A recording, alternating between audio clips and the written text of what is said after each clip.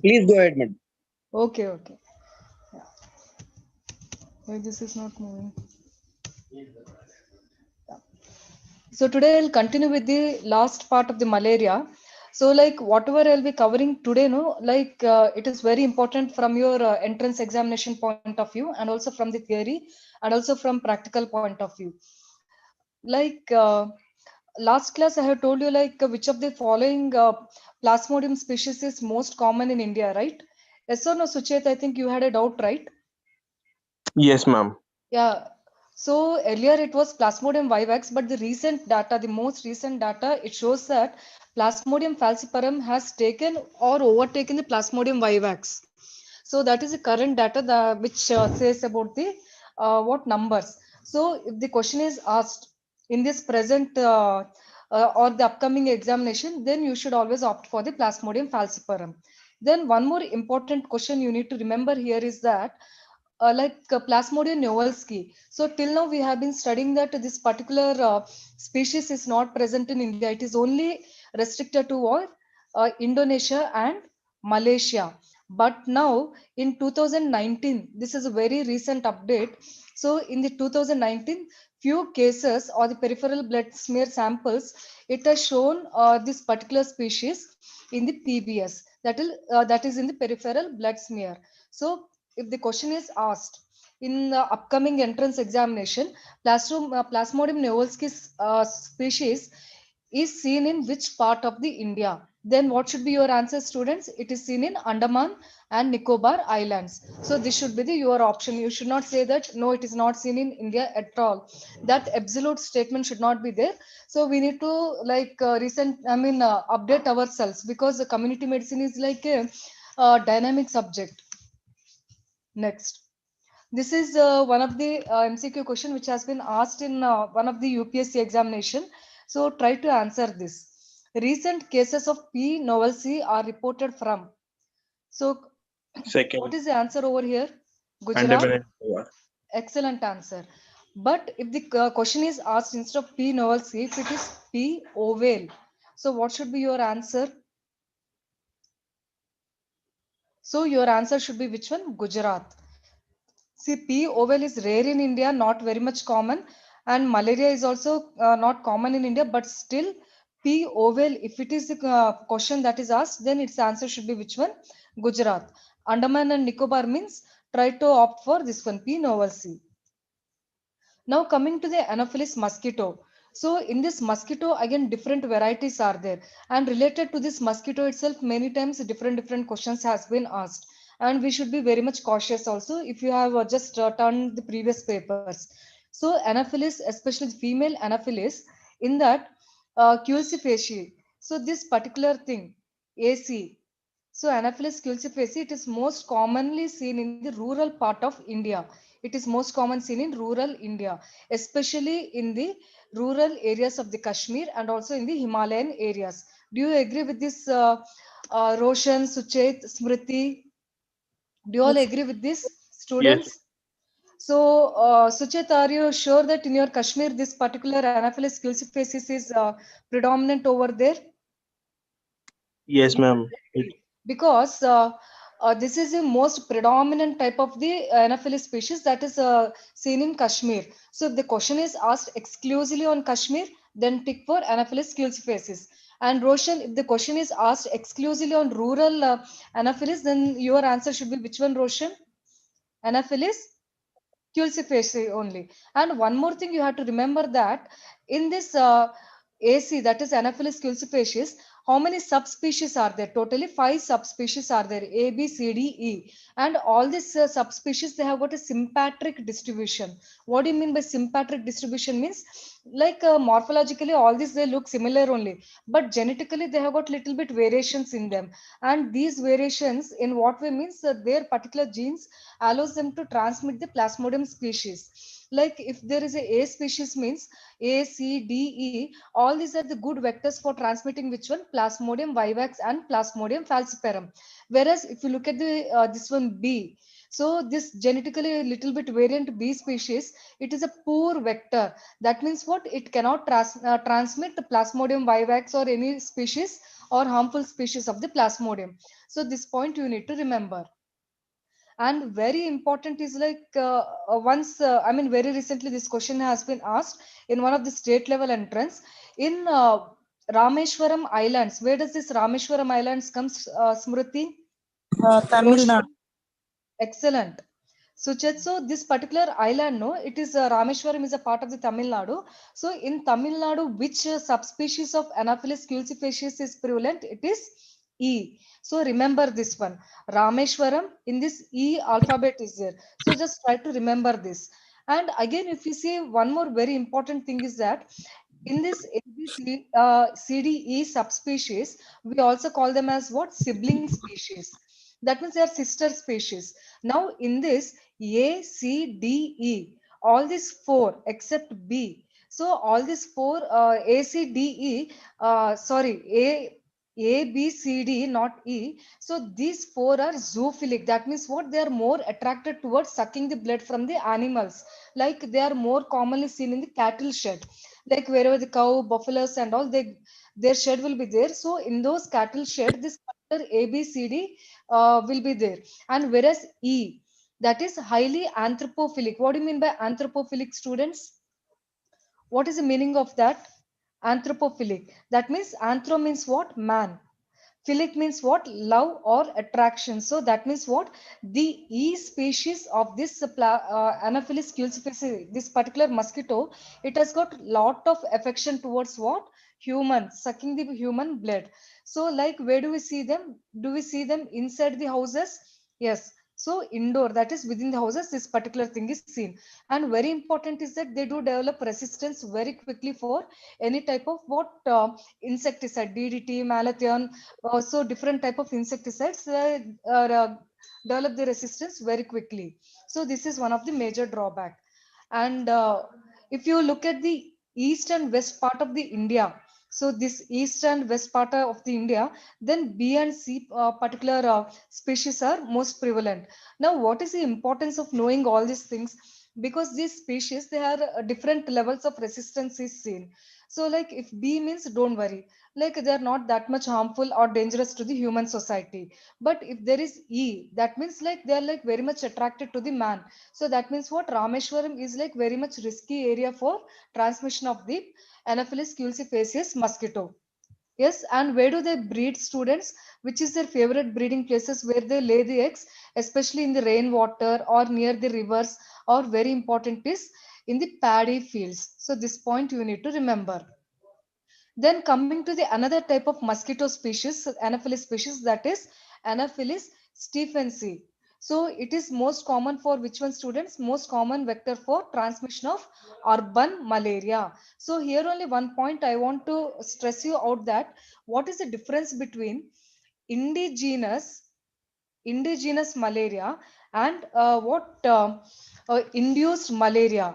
Indigenous and induced malaria. Students, what is the difference between these two terminologies? Roshan, Suchet, Smriti, anybody? Am I audible to everyone, students? Yes, ma'am. Yes, ma'am. Okay, so now the difference between indigenous and induced malaria is indigenous means these are endemic area. Anytime you go, constantly the disease is present all the time in that given geographic area. So that is the meaning of endemicity. So indigenous malaria means all the time, anytime you go, there will be some cases of malaria will be present. So that is indigenous. And induced means what? In the last class or the previous class, I told you that malaria is naturally spread by sporozoite, injection of the sporozoite from the mosquito. But induced means what? Here there is no mosquito bite, but because of contaminated blood transfusion or mother to baby or use of exchange of the syringes. So these are the different routes where the merozoites, they are totally transferred from one person to another uninfected person. So that we call it as what? Induced type of malaria. Now this stephensi is one of the like most commonly like linked with the induced type of malaria, and it is also one of the most common cause of what? Urban malaria. And very important is it is most prevalent in the arid regions, that is dry or the desert area. So that is in the Rajasthan and Gujarat area. So remember, if the question is asked in Kashmir means which one, students? It is Anopheles culcifacius. Quills. Excellent. Then if they ask which is common in rural India means then again Culcifaces. Then Stephency. Like last time just I told you pneumonic. USA, you remember it is something like most developed. That is in the urban area. So in the urban area, Stephency is seen. And it is also most commonly seen in the Rajasthan and Gujarat area. Then one more species is there, that is Anopheles fluviatilis. So this particular thing is seen in the plains and in the foothills. So like wherever the hilly areas are there, so just in the foothills of that hilly areas, this particular mosquito, it population is very high or its density is high. And again in this, three species are present and they are designated by the alphabets S, T, U. So like in Orissa and in the eastern part of India, which species is most prevalent, Roshan? It is species yes. So, and this species yes is very dangerous because again it is anthropophilic. So this word is very important. Anthropophilic means what? They are more attracted towards the sucking the human blood. And whereas species T and U, they are zoophilic, like they reside in the cattle shed. So whoever works in the cattle shed, they are at risk of developing this thing, but they are not very much dangerous also. And again, if you see in the northern India, this U species is most common. And when is their biting activity? At what time they tend to bite? Between 8 p.m. to 12 a.m. That is 8 o'clock in the night till the midnight. So this is their biting time. You need to remember this. Then one more another point about this mosquito is that Anopheles minimus.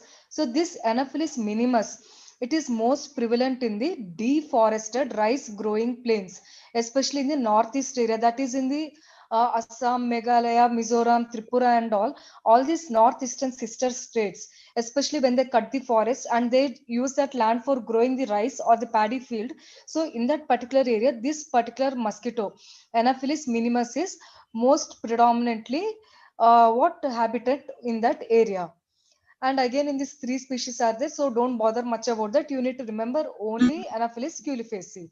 And what is the like case contribution? It nearly contributes towards 50% of the malaria cases in the northeast region. And what is the time when they bite students? Especially in the late night, that is 1 a.m., midnight 1 o'clock to early morning 4 o'clock. So this is their biting activity period or the time. And very important, once an MCQ has been asked in the regional entrance examination, one of the regional state, that is Anopheles diarrheus and Anopheles bimi. So these two are most prevalent in the forest areas, that is jungles of the northeastern region. So whoever gets into the forest for cutting the wood or some forest activities, so if a mosquito bites, then that too in the northeast region, then you can think that okay, it may be Anopheles diarrheus or Anopheles bimi. Then very important, I think this question has been asked in previous NEET entrance exam. Which type of mosquito species is most prevalent in Andaman Nicobar Islands? So which is the mosquito species, student? It is Anopheles sundicus. So this point you need to remember, and it breeds in the brackish water. Are you all clear, students? So now let us solve some MCQs related to this.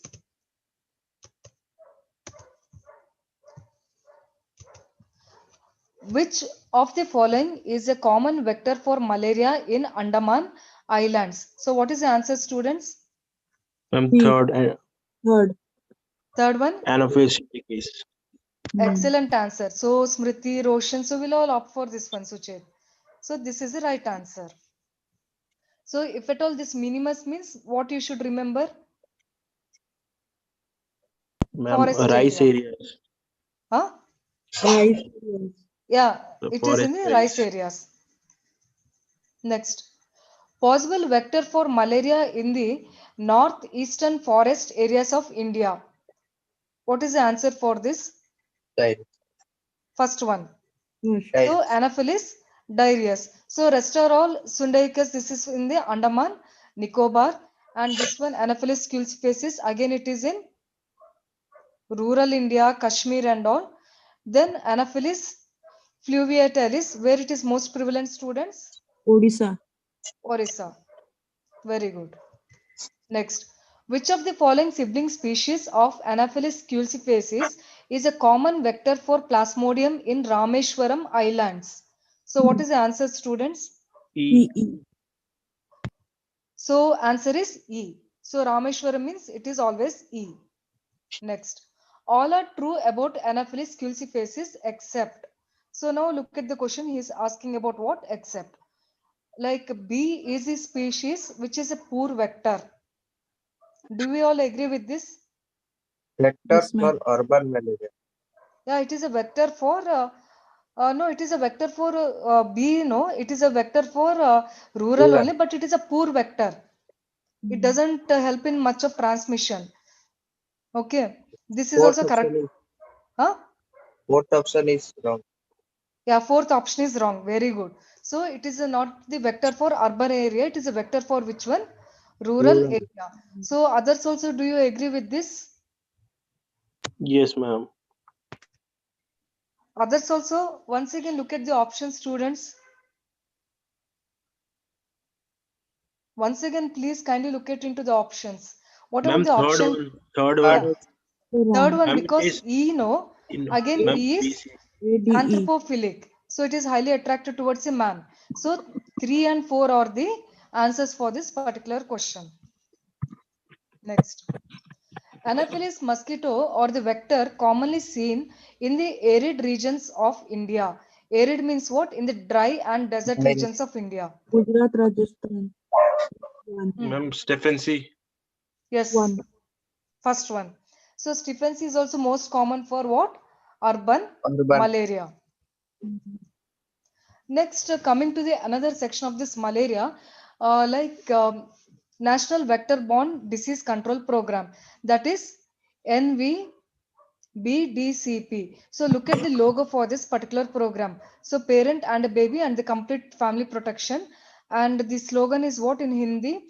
Rashtriya Vector Janit Rog Niyantran Karyakram. So this is what is the logo and the slogan for this particular National Vector-Borne Disease Control Program. And it is an umbrella program under which one? National Health Mission. So question can be asked on this. This particular program, National Vector Borne Disease Control Program, is under which one? It is under National Health Mission. And it covers how many diseases, students? In the last class, I told you it covers totally 6 diseases. So this point you have to remember. What are those 6 diseases that are covered? Ma'am, Ma'am, Japanese dengue, encephalitis. malaria, Yeah, Japanese dengue. encephalitis, Then Chikungunya is one. filariasis, chikungunya. Then malaria, Japanese encephalitis, dengue. Then filariasis, chikungunya. Chikungunya. Huh? Ma'am, Yes, ma'am, Kala Azar. Calazarius. wonderful answer it is. So totally 6 diseases they are covered. So it has started with malaria and the last added one is which one, students? Chikungunya. So whatever it is, you need to remember totally 6 are there. So these are the total 6 diseases that are covered under this particular program. So I won't go much in detail about this because last class I already discussed about this.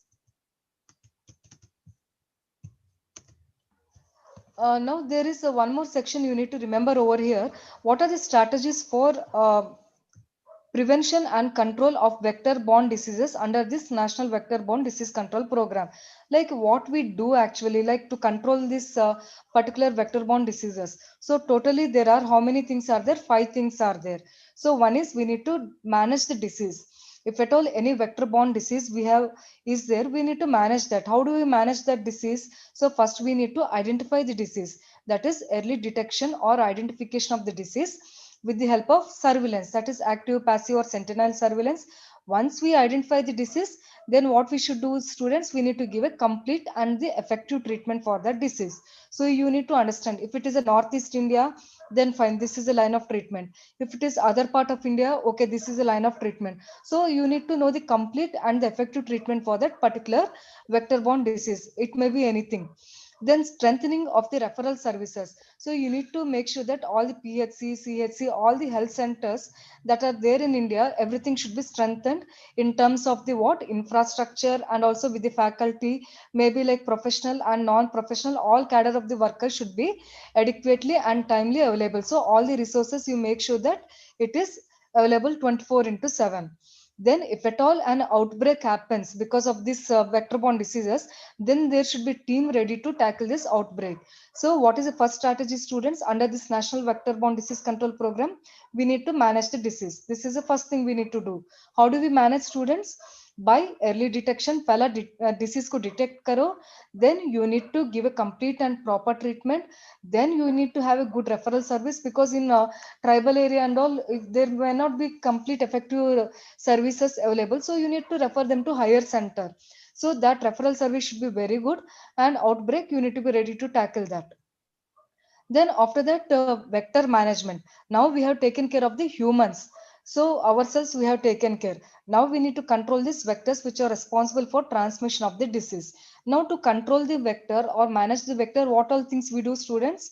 One is indoor residual spraying. That is, get into the house and wherever in the endemic areas, so those high risk or the endemic areas, go inside the house and you spray the insecticides at the recommended duration and period of times. Then after that, like advise the public residing in those endemic or high risk areas to use long lasting insecticide nets, that is bed nets. Like do you all use the bed nets, students, in your home? Smriti, Roshan, Suchet. So do you all use the bed nets? No, Have ma'am. you slept in the bed nets during your childhood days or any time? Yes, ma'am. So those bed nets, usually they are coated with the insecticides, and government recommends that the public residing in those endemic areas should be provided with those particular insecticide coated nets. And anti-larval measures has to be used, like some larval larvicidal agent should be used to kill those larvae, and minor engineering measures, like any drainage is leaking or if it is not properly constructed, so make sure that they are all covered and scientifically they are like taken care, so that no vector breeds in that particular area, so that the source of transmission of the disease should be cut over there. And another strategy in this vector-borne disease control program is supportive intervention. So we have treated the humans, we have controlled the vectors. Then what else we need to do? Some supportive measures, like you need to educate the public and try to change their behavior. So that is behavior change communication. You teach them what is a good hygienic measures, what is the best way to live. So all those things, tell them like the best method of sanitary waste disposal and all. Then after that, public private partnership, that is government and the private sector should need to have a good collaboration, and this collaborated thing, it will have a effective work. Then after that, you need to always monitor. So today if you start with the work, it doesn't mean that you can just go away from that place. No, always 24 hours you need to go and see what is the progress in that particular program, what you have done. Then another strategy in this vector-borne disease control program is vaccination. This is a very, very important MCQ question. In this program, only one vector-borne disease has got vaccine, that is in India. So what is that, students? So vaccine is available only against Japanese encephalitis, JE, right? But malaria vaccine is there, but in India, we thought of starting in 2000, I mean this year itself 2020, but because of this pandemic, so it has got its halted. Then another vector-borne problem is that lymphatic filariasis. This is the only one disease where annual mass drug administration, that is AMD. So this is the only vector-borne disease where mass drug administration is recommended. So what is the drug, students, for lymphatic filariasis? What is that one single drug that is given? Roshan? Amphotericin B. Huh? Liposomal amphotericin B. No, not. It's not that one, Roshan. That is for Kala Azar, what you said. It is diethyl carbamazepine, DEC. Remember this. Yes. So liposomal, that is for which one? Kala Azar. Don't forget that. Now let us see some of the questions related to this. Which of the following is not a strategy for prevention and control of vector-borne disease under NVBDCP? So what is a strategy? So we have seen that disease management, we need to control the vector, and we need to provide the vaccination and support Waste service. surveillance. Yeah, excellent answer. So third one is the answer. Others also, do you agree with this? Yes, ma'am. Okay. Now, under this National Vector-Borne Disease Control Program, this is a centrally sponsored program. So now they say that in this program, how do we diagnose the malaria? So to diagnose the malaria, the gold standard is which one? Peripheral blood smear. So draw the blood sample and make a blood smear. For that blood sample, what is the strain used? That is JBS, Jaswant Rai Bhattacharya strain. So this is a very important MCQ question, and this is the gold standard. That means what? If you use this PBS and if you are able to find the species or plasmodium, it is a confirmation over there. So that is the reason we call it as what? Gold standard. So if the question is asked, which of the following is gold standard, means you need to opt for PBS. And here we make two types of the what? Blood smears. One is thick smear, another is thin smear. So thick smear, what is the purpose of making a thick smear? So the purpose is that it will help us to identify whether the plasmodium species is present or no. Plasmodium, whether it is present or whether it is absent. So this presence or absence you will be able to come to know. And once you are sure that there is a plasmodium, then you need to identify what is the species. So to identify the species, what you need to prepare? A thin blood smear. So thick blood smear is used to know the presence of plasmodia, and to identify the species, what you need to use? Thin blood smear. Then apart from this, another diagnostic method for malaria under NVB DCP program is which one? Rapid Diagnostic Kit, that is RDK. So this RDK is a dipstick method, and it is what? It is basically earlier it is only available for Plasmodium vivax, and now it is this particular diagnostic rapid diagnostic kit is available for Plasmodium falciparum also. And this is a immunochromatogenic test, like some color change will be seen within 10 minutes. The results are obtained, and it is very quick, and it is less technique sensitive. And this particular test is based on histidine rich protein antigen of Plasmodium falciparum. So this particular antigen is used, and if there is a positive thing means there will be two lines that will be seen. And the third diagnostic test that is recommended under National Vector-Borne Disease Control Program is optimal malaria test. So just you have to remember these are the three diagnostic tests that are recommended under this program. One is peripheral blood smear, another is rapid diagnostic kit, another is optimal malaria test. Then under the same program, this program also recommends that how to prevent the malaria. So they have given certain preventive things over here. So under prevention, what they said that one microscopy, that is malaria microscopy, should be there, and it should serve how much? 25,000 population. So this question has been asked once. Then what are the chemicals that are used in insecticide treated bed nets? So these are the bed nets. So these bed nets are treated with what? Some of the chemicals. So the most commonly treated chemicals are what? Synthetic pyrethroids, followed by, if the resistance is developed or if they are not effective, then delta methrine at a concentration of 2.5 percentage in a dose of 25 milligrams per meter square. So you have to remember this particular concentration. Again, it is also very important MCQ question. Then cyfluorithrine. So C. So just make it as ulta, then it will become 5%. So this particular cyfluorithrine at a 5% concentration is also can also be used as what? Insecticide to coat the bed nets. And what is the problem with this insecticide coated bed net, students? The very problem is that their shelf life is very less. That means after 6 months, they are not effective. So in order to combat or overcome this problem, long lasting insecticide treated bed nets are used. So that is long lasting insecticide treated bed nets. So this particular thing, like they have got a shelf life of more than 3 years. So some chemical binders and all they are used. Therefore, the shelf life has been increased. And this is a very important MCQ question, students. So if the bed net is there, so like they'll be having holes, right? So what is the size of the holes of the bed nets? So the size of the holes, how much it should be?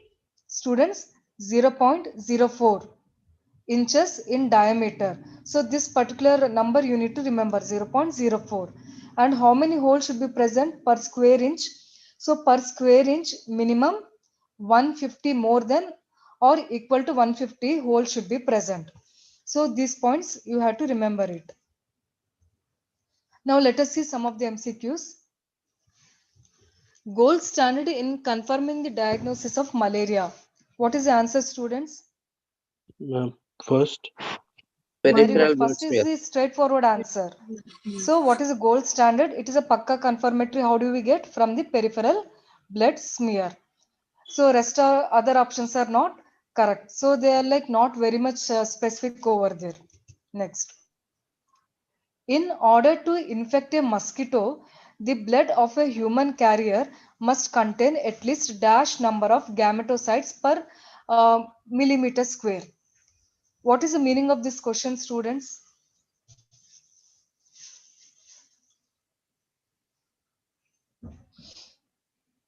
Smriti, Roshan, Suchit.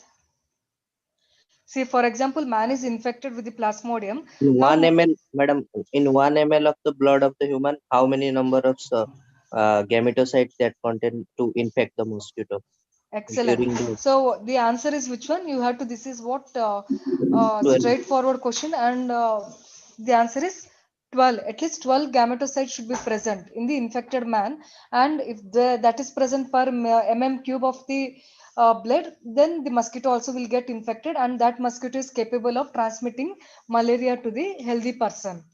So he is basically asking about the transmission of the malaria. So what is the answer, students? It is second one. Now coming to the treatment of malaria under National Vector Borne Disease Control Program. This is like very important section. So now what is the case definition for malaria? Now earlier for the treatment of malaria, what they used to believe that if the person is coming from the endemic area, and in that endemic area the patient is having fever, then earlier what they used to do that they directly used to start with the primaquine, but without having any like blood smear confirmation or laboratory confirmation, just with the fever and the person coming from endemic area, he used to be given with primaquine. But what happened that gradually the person or the people started developing the resistance towards this primaquine. So therefore in the year 2013 National Drug Policy on Malaria, it has said that we should not start with the treatment of malaria without slight positive. So we need to confirm that the person is infected with malaria. Once a slight test has become positive, then only make sure that you go ahead with giving the malaria treatment or the anti-malarial drugs. So just to have just an outline about the anti-malarial drugs, you need to know the stages of malaria, right? So like we know that there is a pre-erythrocytic stage. That is, the mosquito injects its sporozoites, they will be into circulation and they will get into the liver.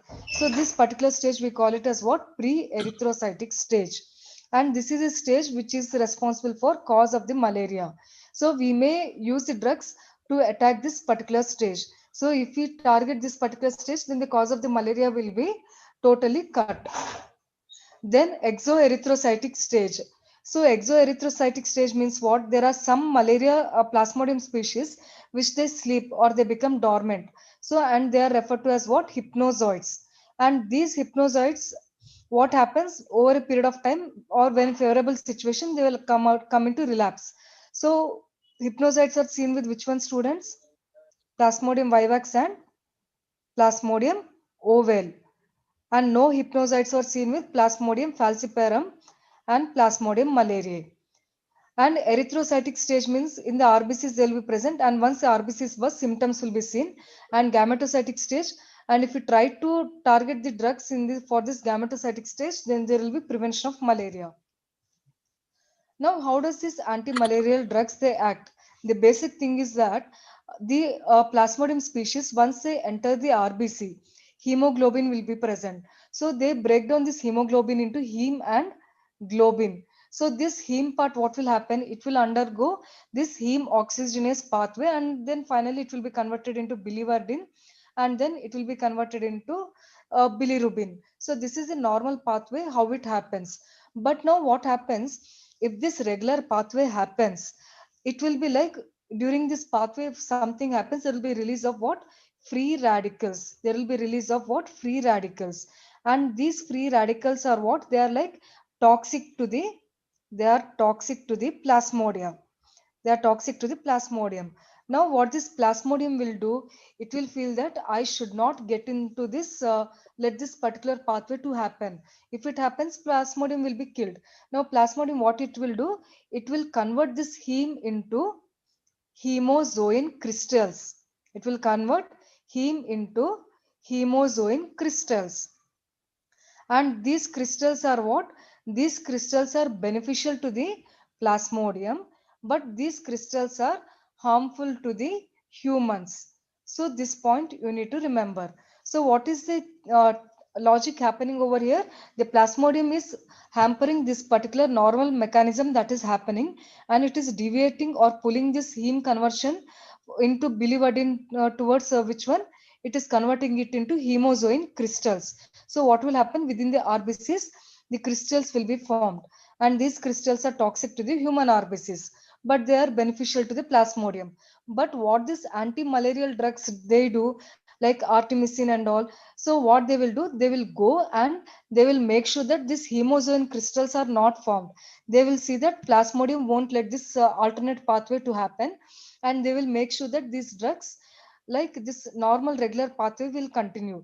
That is, heme will be converted into biliverdin, and biliverdin will be converted into bilirubin. So during this phase, what will happen? Some free radicals will be released, and these free radicals, they will accumulate within the infected RBCs, and it will be like toxic or the lytic towards a plasmodia.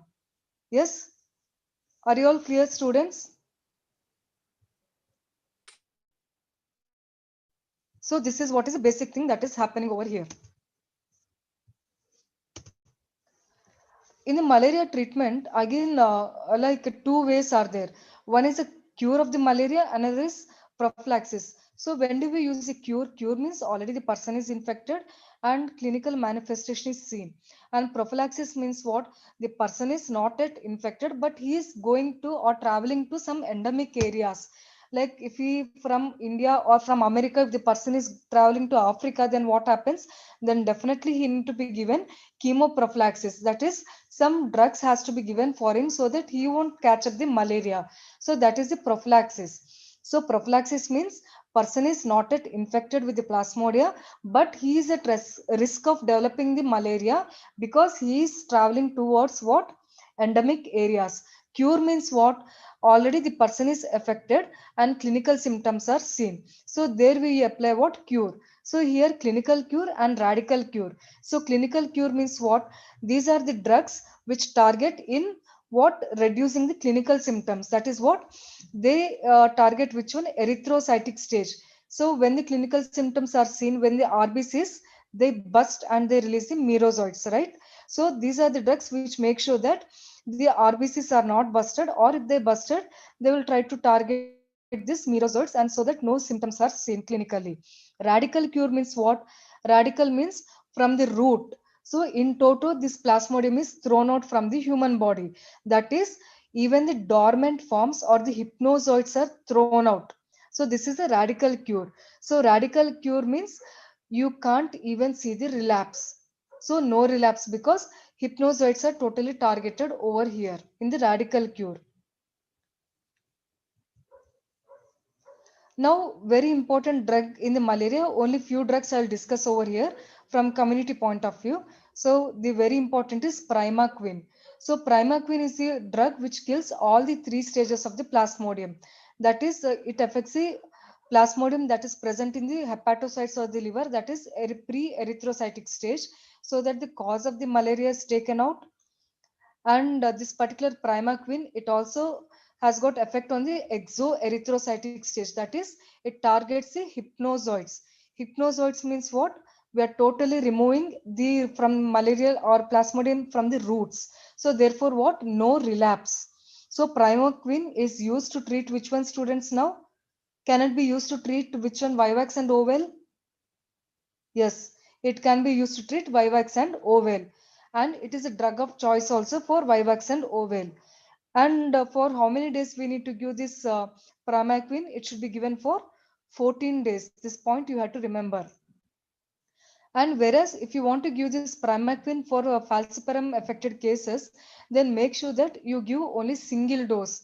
So 1 dose is enough because falciparum doesn't have any hypnozoids. So again, it is also very important MCQ question. And very important is that primaquine prevents the transmission of malaria because it has got a gametocidal effect. That means it will go and kill the what gametes, that is male and female gametes of the plasmodium. So it has got a gametocidal effects,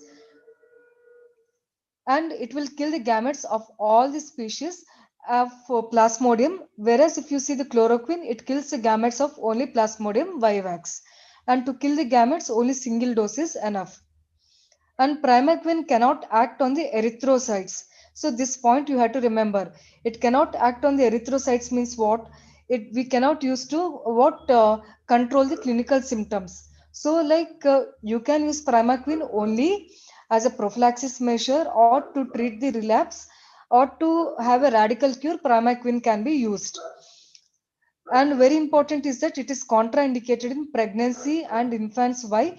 Because it causes hemolysis, and these are the physiological situations where there will be G6PD deficiency. So whenever this particular deficiency is there, so what happens in this G6PD deficiency, there will be a lot of oxidative stresses accumulating within the RBCs, and it will lead to what lysis of the RBC. And primaquine further contributes to the increase in the oxidative stresses and lysis of RBC.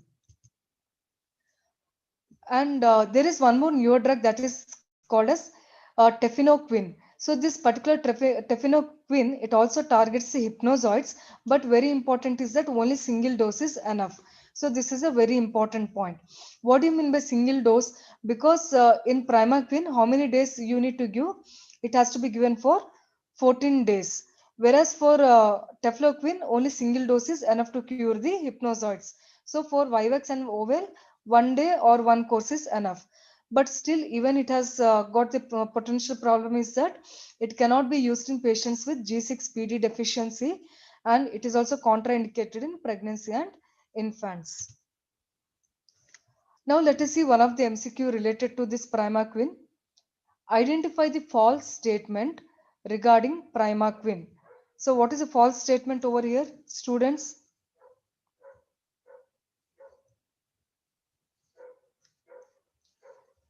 So what is a false statement related to primaquine? Fourth. Fourth, ma'am. Fourth one. So it is a drug of choice for radical cure of Vivax. Yes, it is correct. It is used to kill hypnozoites. It's also correct. And duration of treatment is 14 days. It is also correct. So the answer which we need to take is this one. What is the answer over here? If it is Plasmodium falciparum, Single. single dose is enough because falciparum doesn't contain any hypnozoids. So no need to give it for a longer duration of treatment. Next. There are some of the anti-malarial drugs which are erythrocytic drugs. That means what? They act on the infected RBCs, and these erythrocytic drugs can be broadly categorized into fast acting and slow acting. So fast acting can be given alone. That means what? One drug is more than enough to uh, what combat the clinical symptoms. So in that, different drugs are there. Just try to remember mefloquine, atovaquine, chloroquine, artemisins and quinines. So mefloquine is like very important for us because it is long acting. So like if you give one single dose, it is more than enough. But it is contraindicated in patients who are with the depression or with the epilepsy. So epilepsy or seizures, what are the neurological conditions they are suffering with, and also with the depression, don't give this mefloquine because it further worsens the clinical Yeah, situation. Lord. What happened? Then after that, one more thing is that artemisins. So artemisins, they are like fast acting, and also they are short acting. Very quickly they act, and they also finish their action very short. And very important is that they are currently used for multi-drug resistant plasmodium species. So it is the most commonly recommended drug of choice in the present, and it is contraindicated in first trimester of the pregnancy. And coming to the quinine, so this quinine, it's like from the quinine plant it is obtained, and it is not given for a long time due to its potential side effects. And it is always to be given with the doxycycline or clindamycin. So what happens? We can reduce the duration of time. Otherwise, if you give only quinine alone, then what will happen? Then the risk of getting side effects will be high. So just to minimize the side effects by reducing the duration means, then you need to add up quinine with either doxycycline or clindamycin.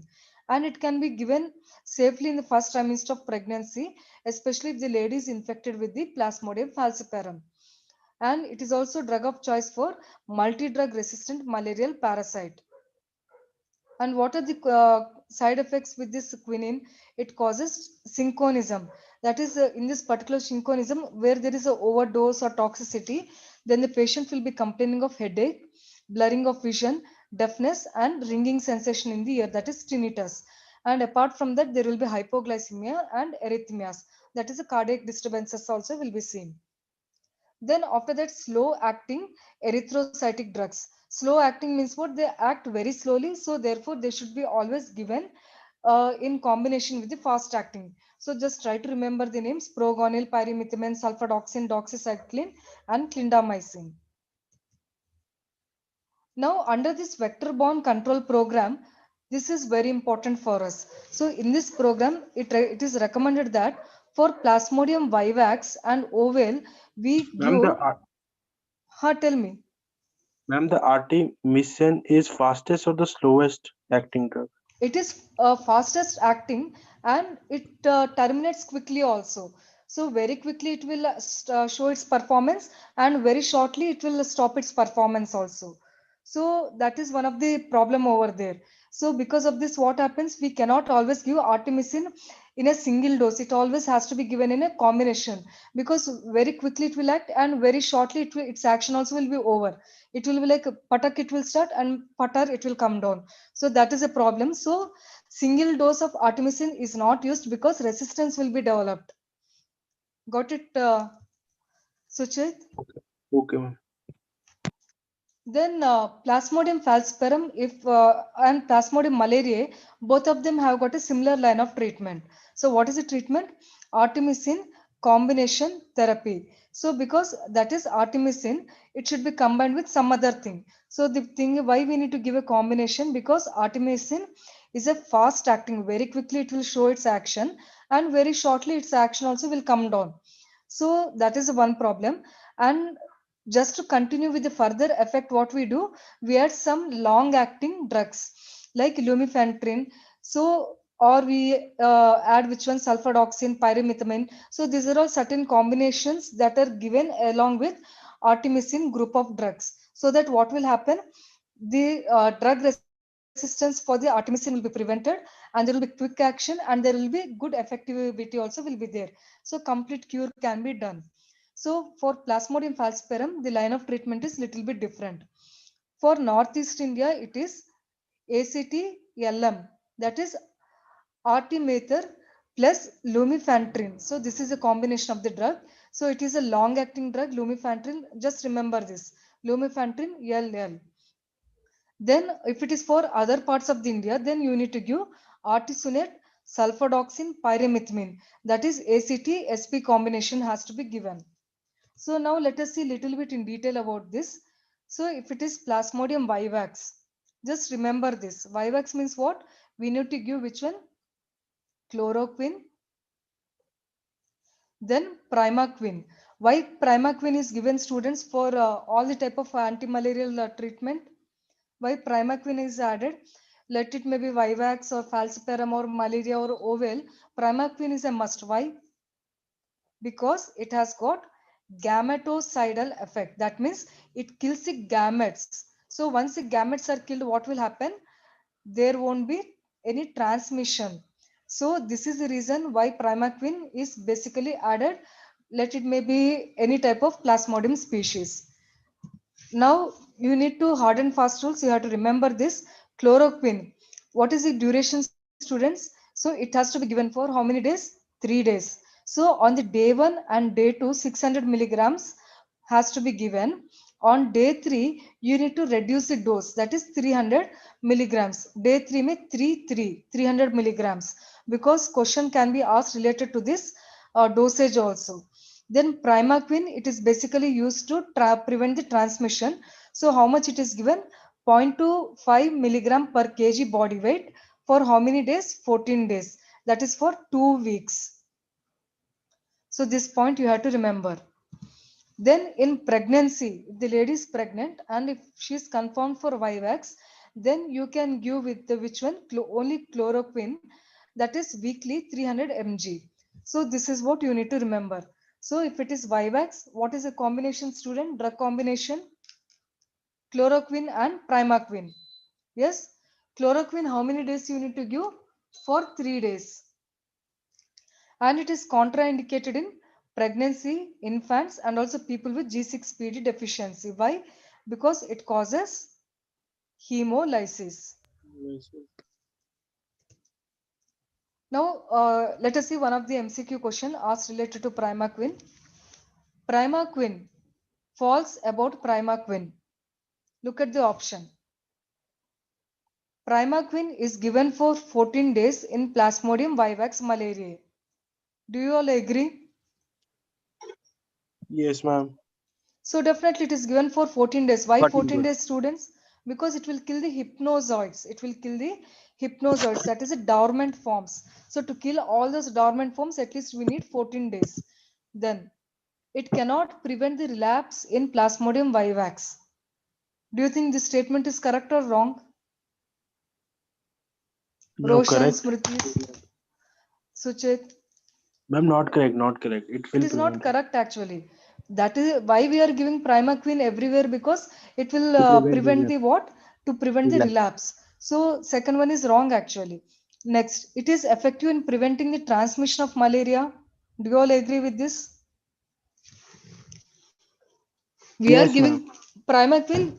The basic intention is to prevent the transmission and also to kill the hypnozoites. And it is used for radical cure from the root only, or just pulling out. So this is also correct. So what is the answer here, students? Second one. Cannot prevent the relapse is the answer for us. Now coming to the treatment of Plasmodium falciparum. So that is ACT combination therapy. If it is Northeast India, just try to look into this carefully, because questions has been asked related to this. So if it is Northeast India, then you need to give ACT with LM, that is lumefantrine. So it is what is the total duration for 3 days? You need to give for 3 days. In this 3 days, RT meter, it has to be given 80 milligrams per day, twice daily for 3 days. So continuously 3 days you need to give.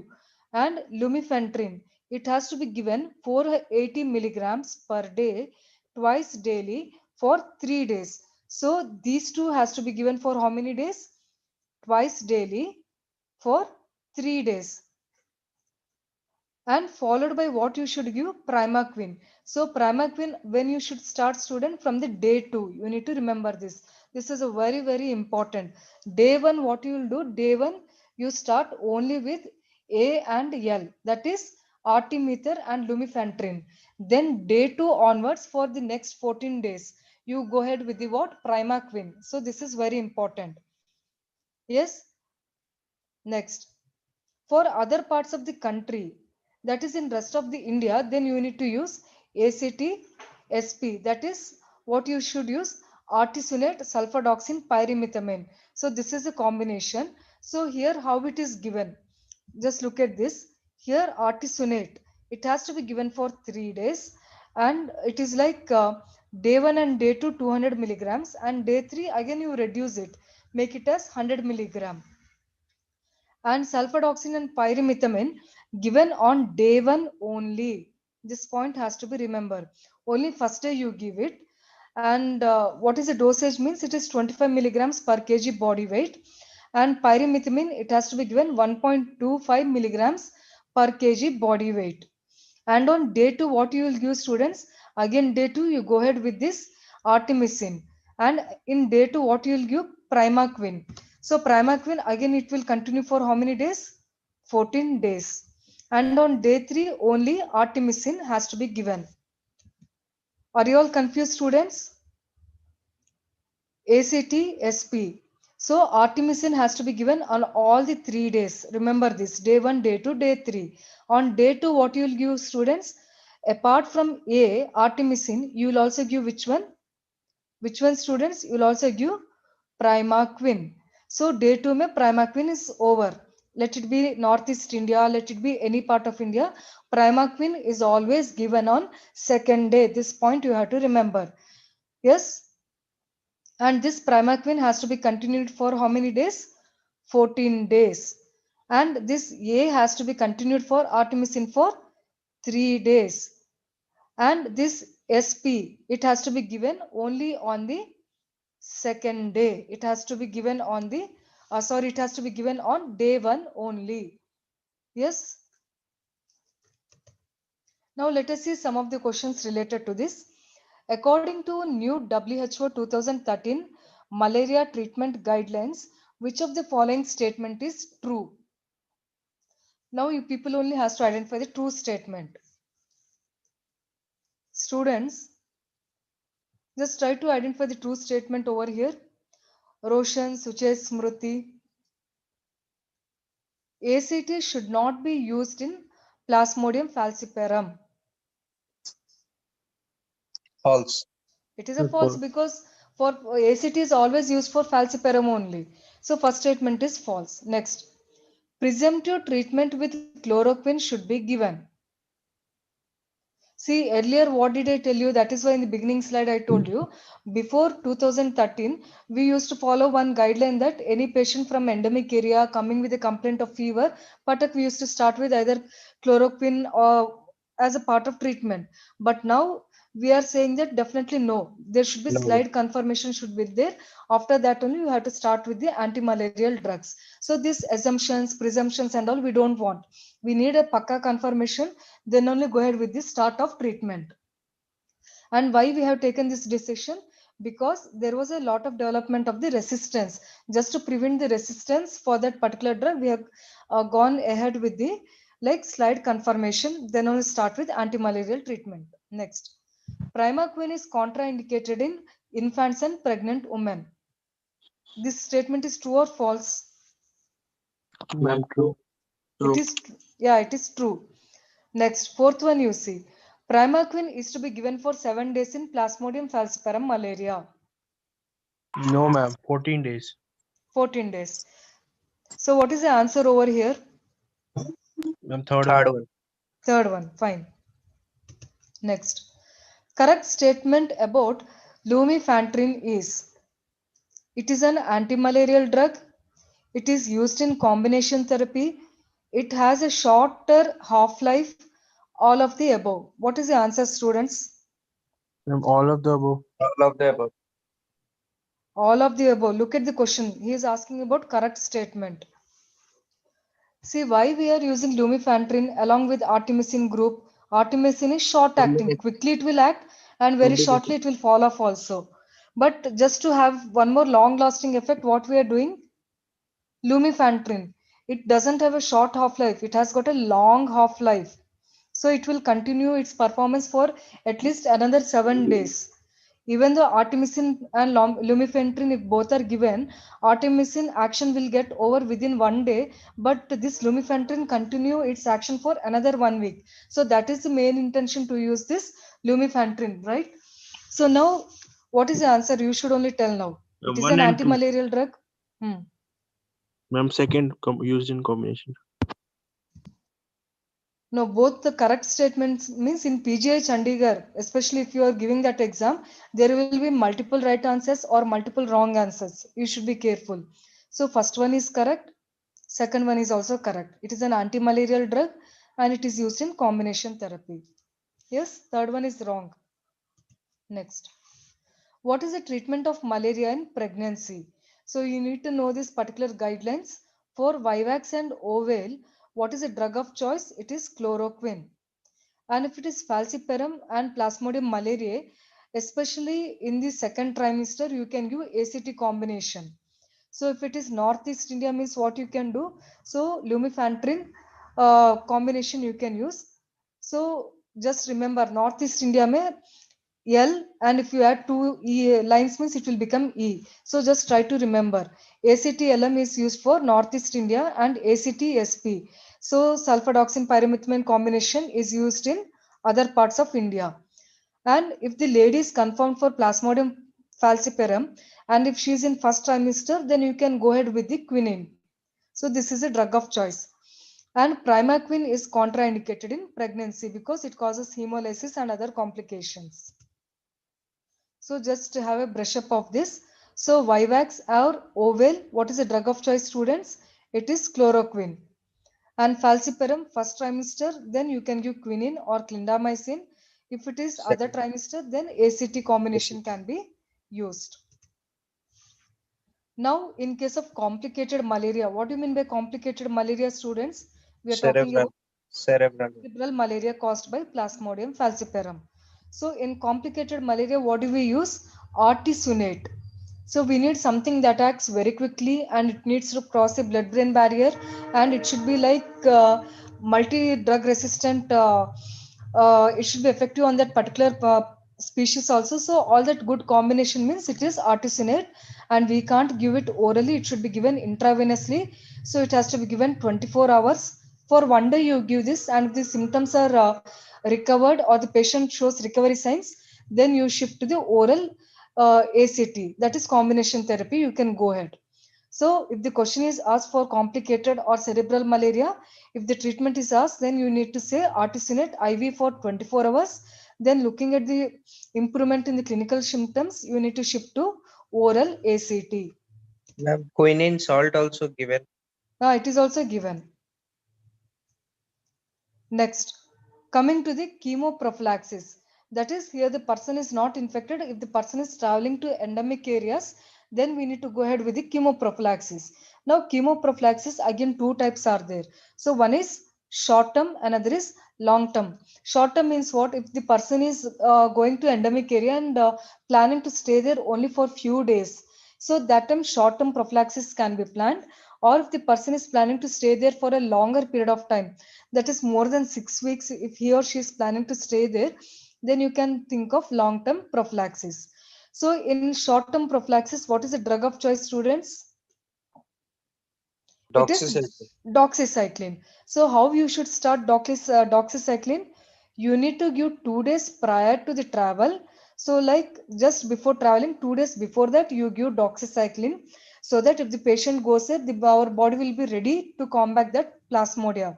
So 2 days prior to travel, 100 milligrams of the doxycycline should be given, and it should be continued throughout the travel, and it should be given 4 weeks after coming from the endemic area. So 2 weeks, sorry, 2 days prior to travel, then entire course of travel or during the stay of the journey, then after that 4 weeks after returning, 4 weeks after return. So return, this is before, and this is during the stay.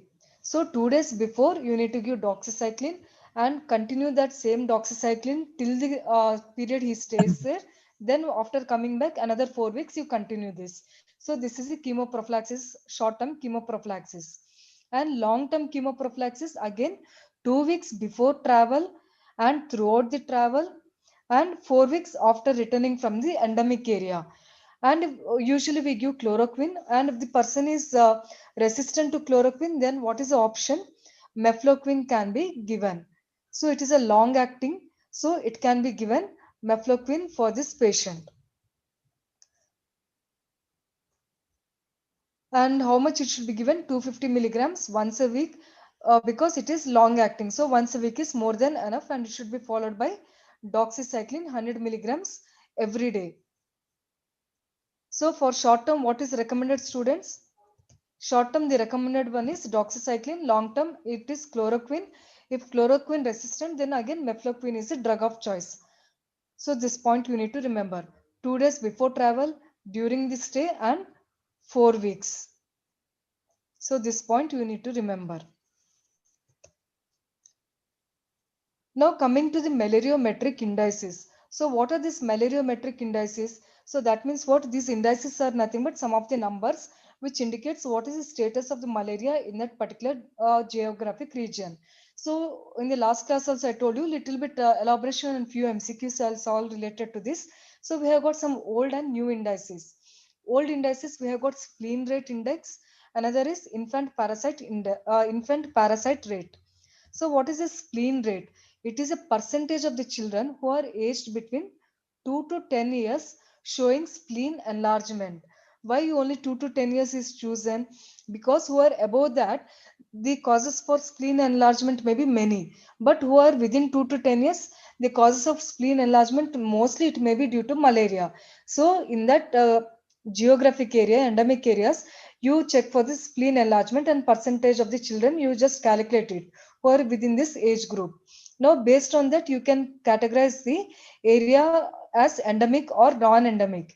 And if it is an endemic area, then again it can be 4 types.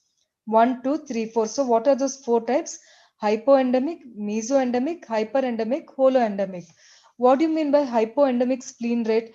That is percentage of children with the spleen enlargement is only between 0 to 10%. So nothing much to worry about this area. Mesoendemic means what? The spleen enlargement is between 11 to 50%. Hyperendemic areas means what? These are the areas where there is a lot of spleen enlargement, which is more than 50%. Holo means what? It is like more than 75% of the children are showing spleen enlargement. So in these regions, we need to carry out with the vector-borne control programs more vigorously in this holoendemic and hyperendemic areas. So what is the significance of the spleen rate? It tells us about the endemicity of the malaria in the community. Next, infant parasite rate, that is IPR. So it is the one that is used to check the parasite present within the infant, that is babies who are less than 1 year of age. And it is the most sensitive index of the recent transmission of malaria in the community. And other malariometric indices are like annual parasite incidence, that is API. And it is a very important index and it measures the incidence of malaria in a community. And the multiplier is always 100, that is number of or the confirmed cases of the malaria in that 1 year divided by the population under surveillance or observation. Second one, what we have, ABER, that is annual blood examination rate. So it is nothing but number of slides that are examined divided by the total number of population and multiplier is 100. So what do you mean by this particular thing, ABER? ABR means what? In that given endemic area. So what happens, like you need to, anybody who is complaining of fever, you need to examine for the slides. So you need to prepare a slide and you need to examine. So number of slides that are examined who are complaining of the fever divided by the population. So this particular ABER, it tells us about the operational efficiency of the program, how well that the national vector-borne program or the program in that region is functioning. Next slide, positivity rate. Among the slides that are prepared, how many slides are now showing Plasmodium parasite? So that is a slide positivity rate, and again it is expressed as what? Percentage. And again in that, if the positive slide is positive, then again how many are showing positive for falciparum? So that is slide falciparum rate. Now let us look at a few questions over here. An index for operational efficiency of malaria. So how well this particular program is functioning. So what is the index over here, students? Is Annual it? parasite index. It is not annual parasite index. It is annual blood examination rate. That means what? How far our health workers, they are like functioning well. That means they are drawing the sample and preparing the slides and looking at the slides. Whoever are complaining with the fever.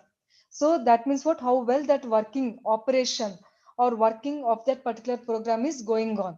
So more the number of, how you should check this means like fever rate and monthly blood examination rate, that is MBER we call it as. So fever rate, that is people who are complaining of fever, all this fever, maybe 10 cases are there, all the 10 cases the blood examination has to be conducted. So if this and this, if they match, then that means what? The operational efficiency is what? Happening very well. If there are 10 fever cases and if they have done only slide preparation of only 5 cases, means what? Operational efficiency is poor. That means what? There is some problem, health workers are not effectively functioning over there. Next, Index used for measuring the recent transmission of malaria. Recent transmission of malaria.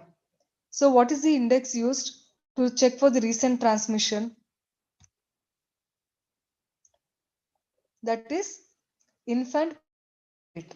So if the infant who is less than 1 year of age, if they show the plasmodium in their blood sample, then it indicates what recent transmission of the malaria. And what is spleen rate? It is the one that is used to check for the endemicity, because spleen doesn't get enlarged immediately. It takes some time actually. So that means gradually over a period of time, spleen will get enlarged. So that means what? That particular disease is constantly present in that area. That is the reason why this enlargement is seen. So spleen enlargement rate is used to check for the endemicity. So infant parasite rate is basically used to check for the recent transmission. So what is the answer? First one. Next, this is the last section that will be completed and covered for this malaria. That is National Framework for Malaria Elimination. So what happened under this National Vector-Borne Program only? So especially in malaria, they have prepared a framework. Our government of India has said that by 2030, that is by 2030, we need to totally eliminate the malaria. So eliminate the malaria means what? At least there should be one case per 1,000 population. So this is what is the target. They have kept it over there. So, and this particular national framework for malaria elimination was launched in the year 2016. And there are two very important goals. One goal is to eliminate the malaria in the indigenous areas by 2030. So first is to totally check out the malaria by 2030. And second goal is what? To maintain the malaria free status. Pehla malaria ko hatao, next is you keep maintaining the same malaria free status, that is there should not be any increase in the malaria. So that are the two important goals of this national framework for malaria elimination. So question has been asked students, so what is the target or the aim of this particular program? By 2030 malaria should be out from India, and once that is achieved we need to maintain the malaria free status continuously like that only.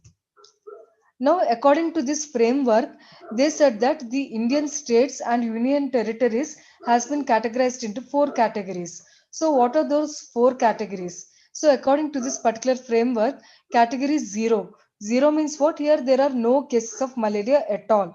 But in India, if we look at, there are every place in India, some or the one or the other two cases of malaria reported regularly. So, as such, in India currently there are no such states or union territories with this zero cases. Then what is category 1? Category 1 means what?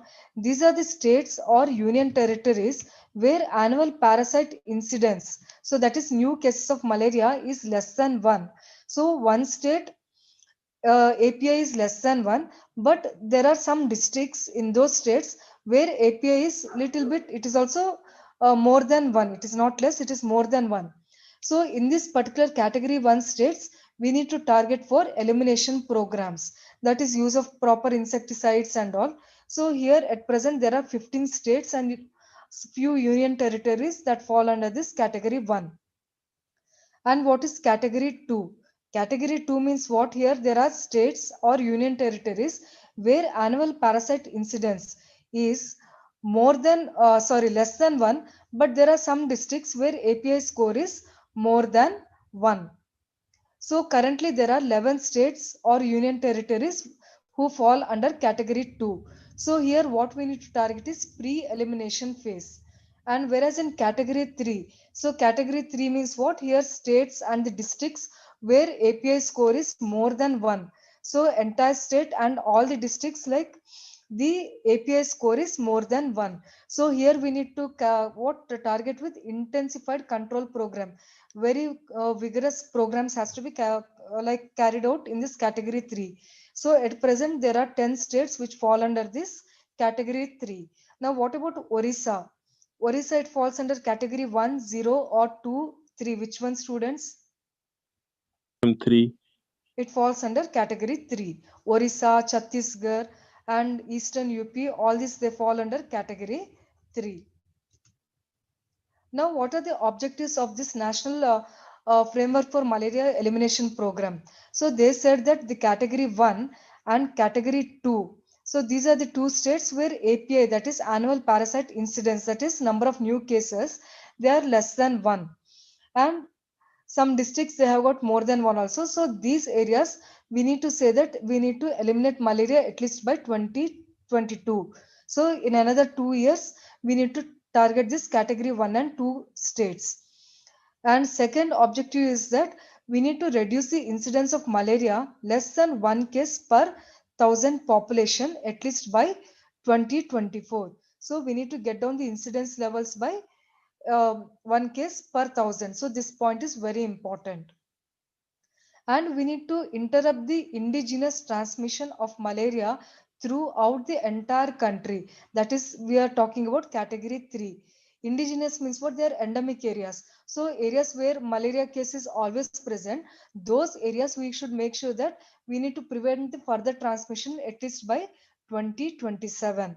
So at least by another 7 years, we need to see that this endemic zone should be like no further new cases should be seen. And last one is that ultimately by 2030, totally no malaria transmission should be there in India. And we need to prevent the re-establishment of the malaria cases. No malaria cases and no new cases by 2030. So this is the main agenda of this national framework for malaria elimination. Now let us see some MCQs related to this national framework for malaria elimination.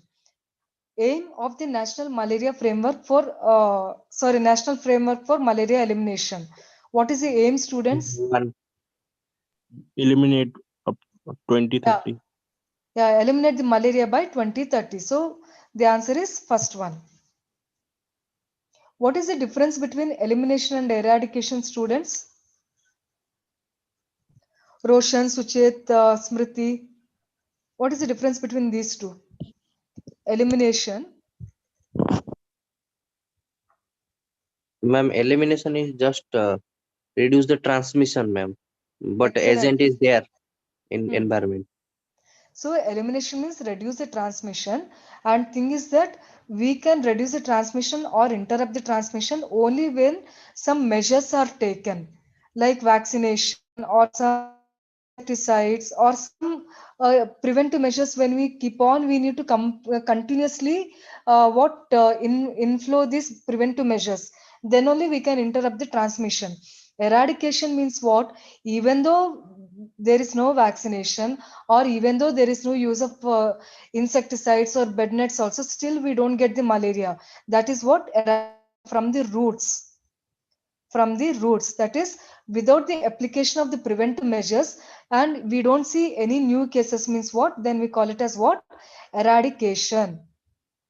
Eradication. So the one criteria for eradication is that there should not be any use of what? Preventive measures. Bina preventive measures, still no cases are seen. That is the one criteria. What is another criteria to say that disease is eradicated? For at least 3 years. For at least 3 years, that particular disease should not be seen in that defined geographic area. So don't apply any preventive measures and watch for 3 years. And within this 3 years, if no new cases are seen, then you can declare that area as eradicated for that particular disease, right? Elimination means what? If you stop using these preventive measures like insecticides or some vaccines, whatever is there, so then what happens if you just stop this? Then what will happen? Again, you can see bouncing of the new cases. So that is the elimination and eradication differences. So now we are targeting only for what? Elimination. Once elimination is achieved, then we can think of what? Eradication. Yes. Next. Which of the following is the targeted number to reduce the incidence of malaria by 2024? What is the No. answer, students? Second, there's the one. Second one. Second one. So do we all agree with this? It's a right answer only. So that is incidence means what? Total number of new cases. That is less than 1 case per thousand population. So incidence is always calculated by 1,000 population only. That is multiplier is always 1,000. So less than 1 case per thousand population as per National Framework for Malaria Elimination. Next, targeted year to prevent re-establishment of transmission of malaria. To prevent re-establishment, Gaya malaria Gaya and no new cases should come. So what is the year we are targeting under this National Framework for Malaria Elimination? 30. 2030. Our target is only 2030. Another 10 years, no malaria in India. That is the target in India. If at all, it is present only one case per 1,000 population. And we need to maintain malaria, no malaria status like that only. So if we maintain at least for another 3 years, we can say that we have eradicated the malaria in that defined area. Yes. So answer is B. That is sorry 2. Next, number of categories under National Framework for Malaria Elimination. How many categories are there? We have 4 categories. 4 Excellent. categories. So 4 categories, because for the sake of convenience, what we have done, so we have divided the India into 4 zones. So just to have a good proper measures, no, like zone 1, 2, 3, 4. 4, all this northeast, all this Orissa, all this comes under 4th area. So like zone category 0 means nothing is there as such. Like 0 transmission, no category, 0 category 0. No states are under that category. 1, 2, 3, 4 and all proper categories are there. Yes. So 0, 1, 2 and 3. So total it is 4. So with this I have completed with the malaria. So in the next class I'll continue with the other hookworm and pinworm and other things related to community aspects. Yes, students. So we'll meet in the next class. Okay, ma'am. Thank you, ma'am. Okay.